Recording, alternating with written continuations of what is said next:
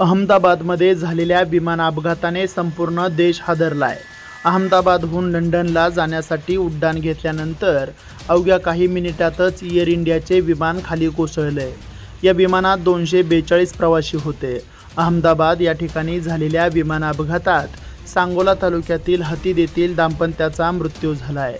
ते मुलाला भेटण्यासाठी लंडनला जात असताना काळाने त्यांच्यावर घाला घातलाय.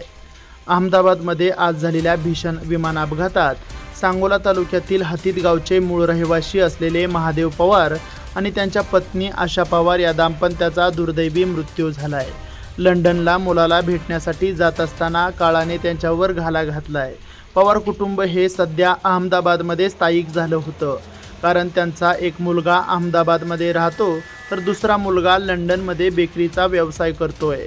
त्यांच्या लंडनमध्ये राहणाऱ्या मुलाला भेटण्यासाठी हे दोघेजण जात होते.